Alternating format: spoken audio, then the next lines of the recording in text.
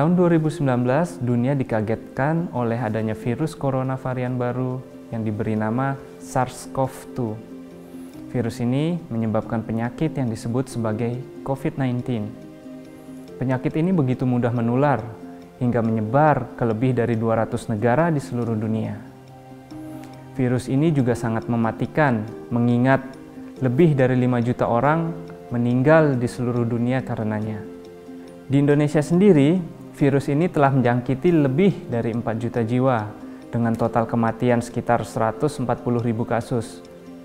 Belum ditemukannya obat yang spesifik untuk COVID-19 membuat lebih baik dilakukan pencegahan dibandingkan pengobatan penyakit ini. Banyak upaya dilakukan untuk mencegah penularan penyakit ini, mulai dari gerakan stay at home, jaga jarak, cuci tangan, menggunakan hand sanitizer, menggunakan masker, face shield. Akan tetapi, metode-metode tersebut hanya mencegah jalur-jalur masuk virus ke dalam tubuh individu secara fisik. Sedangkan metode lain yang dapat digunakan adalah dengan vaksinasi. Meski tidak membatasi jalur masuk virus ke dalam tubuh, akan tetapi vaksinasi bisa membantu tubuh membentuk sistem pertahanan diri dari infeksi SARS-CoV-2. Hingga kini, vaksinasi dianggap metode yang paling baik untuk mencegah infeksi. Ketersediaan akan vaksin, distribusi pada masyarakat menjadi hal yang penting, hingga dibentuk suatu konsorsium internasional yang diberi nama COVAX, yang berusaha menjamin ketersediaan vaksin bagi setiap negara. Paling tidak, setiap negara dijamin 20% dari jumlah populasinya itu akan mendapatkan vaksin oleh adanya konsorsium ini. Karena dengan kondisi pandemi seperti sekarang, tidak ada individu yang aman kecuali semua orang aman dari infeksi. Seperti negara lainnya di dunia, Indonesia juga aktif melakukan vaksinasi untuk mencegah penyebaran SARS-CoV-2 di populasi Indonesia. Hingga saat ini, hampir 50% penduduk Indonesia telah menerima paling tidak dosis pertama vaksin. Sedangkan yang sudah menerima dosis lengkap lebih rendah, sekitar 30% dari total populasi. Tujuan utama dari vaksinasi mungkin tidak sepenuhnya dimengerti oleh masyarakat. Vaksinasi bertujuan untuk menginisiasi tubuh agar membentuk antibodi yang akan menetralkan virus atau bakteri, atau membentuk sel-sel pertahanan yang mampu mengeliminasi virus atau bakteri yang masuk ke dalam tubuh individu tersebut. Hasilnya, virus atau bakteri tidak akan mampu menginfeksi individu yang sudah divaksinasi. Manfaat lain adalah bila infeksi telah terjadi pada individu, virus atau bakteri yang menginfeksi tersebut tidak akan menyebabkan penyakit dengan gejala klinis yang parah yang terjadi pada individu yang belum divaksinasi. Yang terakhir dan yang mungkin terpenting untuk kondisi saat ini adalah dengan melakukan proses vaksinasi, kita bisa mencegah terjadinya penularan virus antar individu, sehingga populasi yang belum terkena virus atau terinfeksi oleh SARS-CoV-2 bisa dilindungi. Akan tetapi masih banyak yang berpikir bahwa vaksin adalah bahan yang tidak baik bagi tubuh. Tidak ada manfaatnya. Bahkan ada informasi yang menyebutkan bahwa vaksin menimbulkan efek samping yang dapat menyebabkan penyakit, bahkan hingga menyebabkan kematian. Untuk itu, kita harus mengenal lebih jauh mengenai vaksin, vaksinasi, dan kejadian ikutan setelahnya.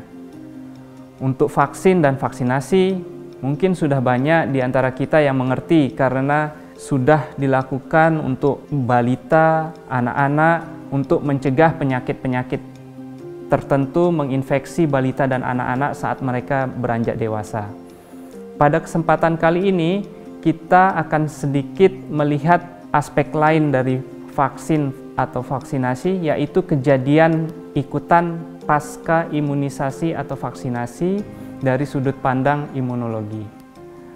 Setelah diberikan suntikan vaksin, pada umumnya tubuh tidak akan merasakan gejala apapun.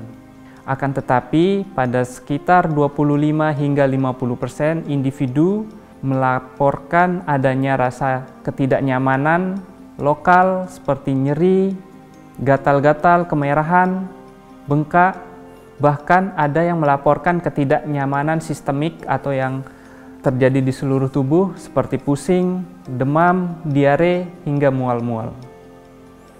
Lalu ada juga gejala lain ikutan pasca vaksinasi seperti alergi yang dapat bersifat lokal ataupun sistemik. Lalu pertanyaannya, kenapa KIPI bisa muncul? Ada beberapa hal yang dapat menyebabkan KIPI setelah vaksinasi. Yang pertama, vaksin diberikan melalui proses injeksi atau invasif. Proses ini menyebabkan kerusakan jaringan setidaknya pada tempat injeksi. Kedua, vaksin merupakan virus atau bakteri atau bagiannya yang oleh tubuh tentu saja akan dikenali sebagai material asing. Yang ketiga, vaksin juga mengandung adjuvan, yaitu suatu material yang berfungsi untuk memperbesar respon imun agar mampu memberikan efek yang lebih kuat dan lebih panjang untuk pertahanan terhadap virus atau bakteri yang ada di dalam vaksin. Keempat, vaksin dapat mengandung material tambahan yang diperlukan untuk membuat suatu produk vaksin agar vaksin tersebut siap diberikan kepada pasien. Jaringan yang rusak dapat menginisiasi tubuh untuk memberikan respons inflamasi dalam rangka memperbaiki jaringan yang rusak.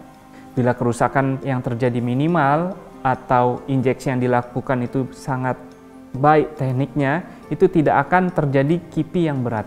Begitu pula sebaliknya, bila injeksi dilakukan dengan teknik yang tidak baik, ada kemungkinan terjadi KIPI yang lebih berat.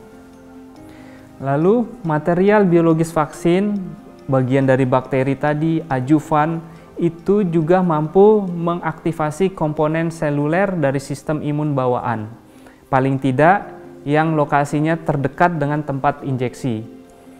Adanya aktivasi komponen sistem imun bawaan ini akan menginisiasi produksi sitokin, vasodilators, komplement, serta lipid mediator seperti prostaglandin yang memicu respon inflamasi, pusing, demam, atau perasaan kelelahan.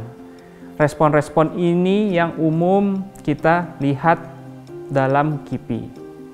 KIPI juga dapat muncul dalam bentuk alergi, sangat mungkin disebabkan oleh seluruh material yang ada di dalam vaksin, baik material biologis utama seperti virus atau bagiannya atau bakteri atau bagiannya, adjuvan, atau bahan tambahan yang digunakan untuk proses produksi vaksin seperti protein-protein atau bahan kimia lainnya. Hingga derajat tertentu, KIPI dapat diartikan bahwa sistem imun kita bekerja dengan baik. Sistem imun secara sederhana dapat dibagi menjadi sistem imun bawaan dan sistem imun adaptif. Sistem imun bawaan akan menimbulkan respon yang cepat untuk mempertahankan tubuh terhadap material asing yang dimasukkan ke dalam tubuh. Seperti vaksin tadi, adjuvannya atau material asing lain yang dimasukkan itu akan memicu respon imun bawaan yang cepat. Respon ini seharusnya akan segera hilang begitu material asing yang dimasukkan ke dalam tubuh berhasil dieliminasi oleh sel-sel tubuh, terutama sel-sel imun. Sedangkan sistem imun adaptif membutuhkan waktu yang lebih lama untuk menghasilkan respon dibandingkan dengan respon imun bawaan.